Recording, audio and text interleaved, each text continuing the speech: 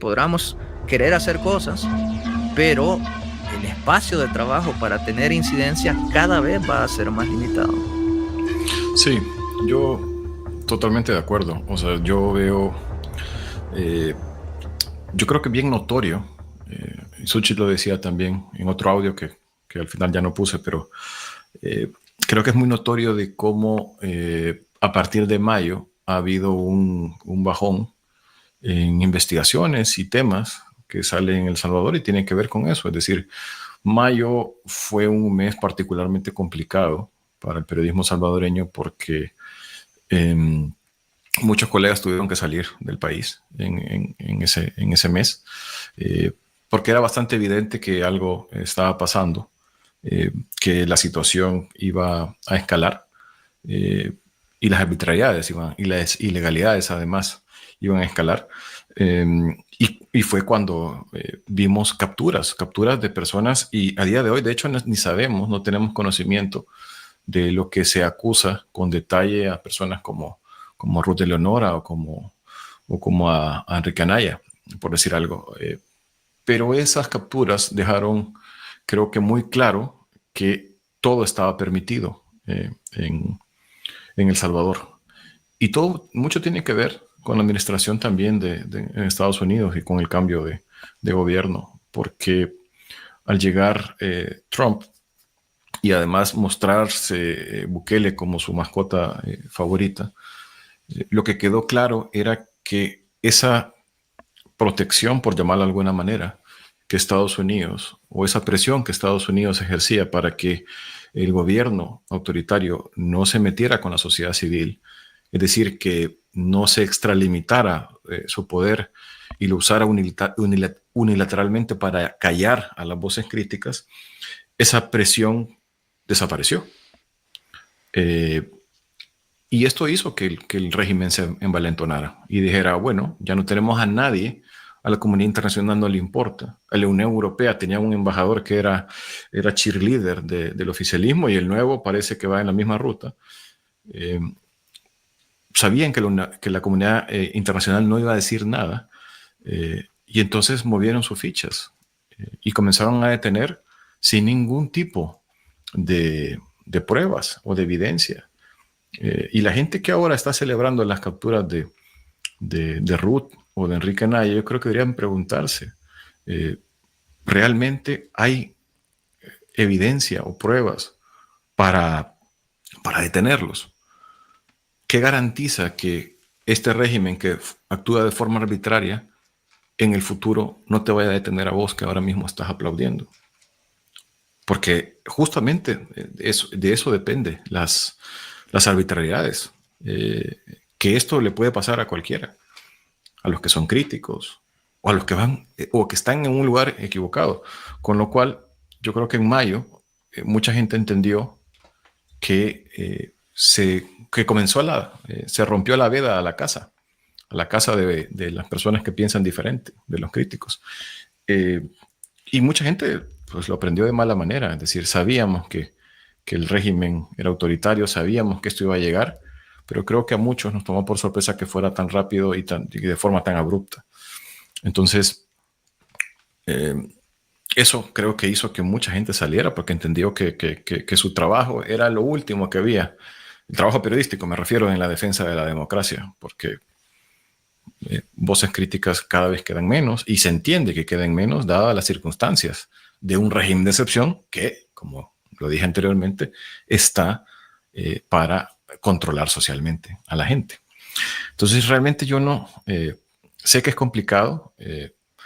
Yo sé que hay otros ejercicios, otros ejemplos de cómo se puede ejercer el periodismo desde el exilio. Yo veo el caso nicaragüense, por ejemplo, donde hay 300 periodistas que están fuera, muchos en México, muchos en Costa Rica, y aún así intentan seguir haciendo, pero es complicado, yo lo veo que es complicado.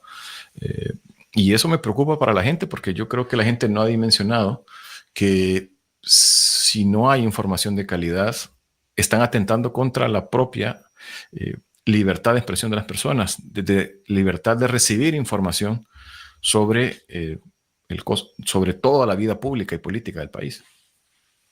Y eso me parece terrible. Sí, yo quisiera sumar una cuestión más. En este cuestionamiento acerca de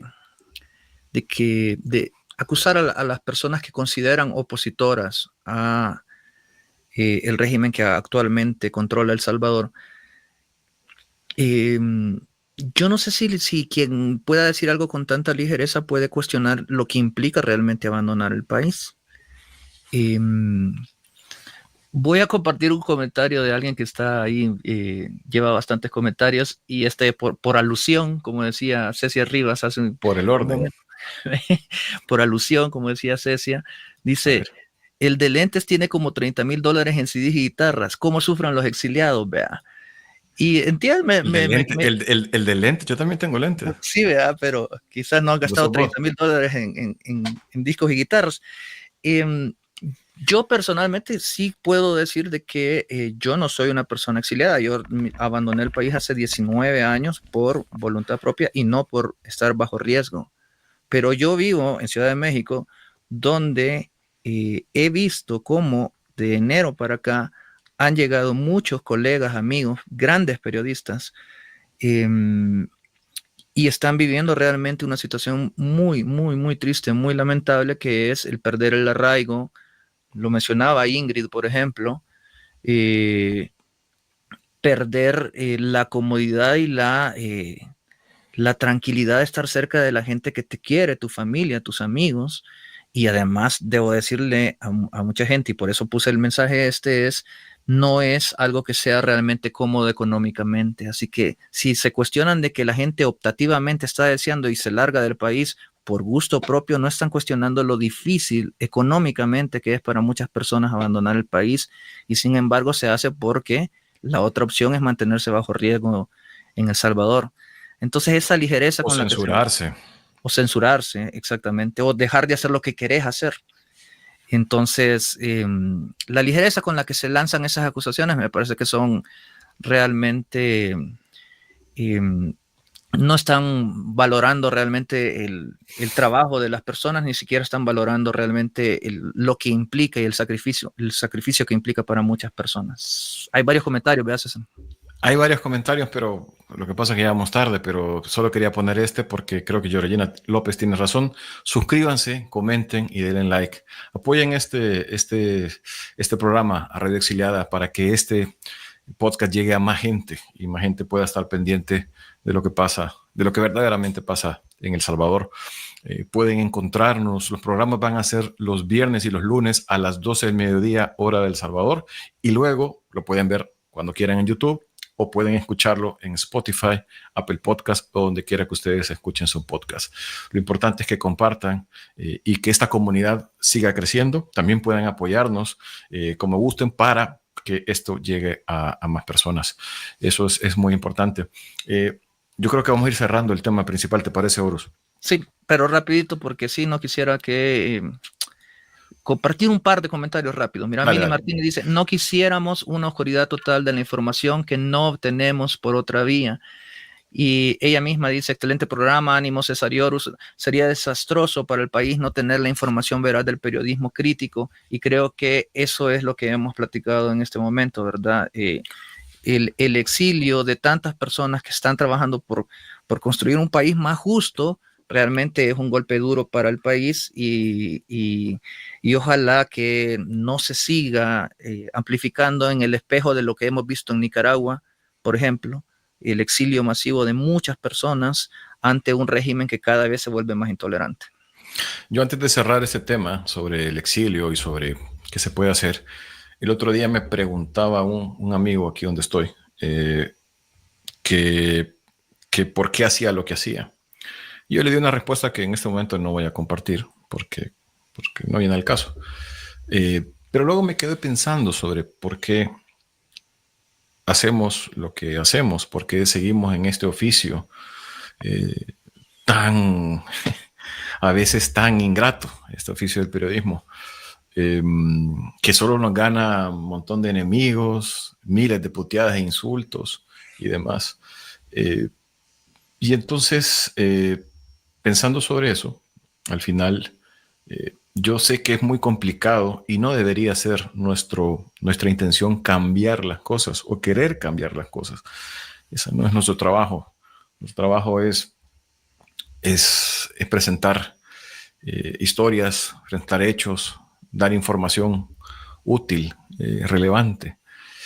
Pero en estas circunstancias, sobre donde cada vez es más complicado hacer periodismo y donde tenemos a un gobierno autoritario, quiero retomar y quiero cerrar justamente como comenzamos hablando sobre Roque Dalton y sobre estos poemas que escribió en el exilio.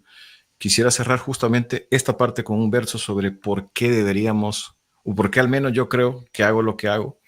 Eh, y es esto, Roque Dalton tiene otro poema que calza con el exilio y de la ingente necesidad de que signifique algo, de que al final del día valga la pena estar exiliado. Se llama ¿Por qué escribimos? Y solo voy a leer los últimos versos que dice: uno se va a morir mañana, un año, un mes sin pétalos dormidos. Disperso va a quedar bajo la tierra y vendrán nuevos hombres pidiendo panoramas. Preguntarán qué fuimos, quiénes con llamas puras les antecedieron, a quiénes maldecir con el recuerdo.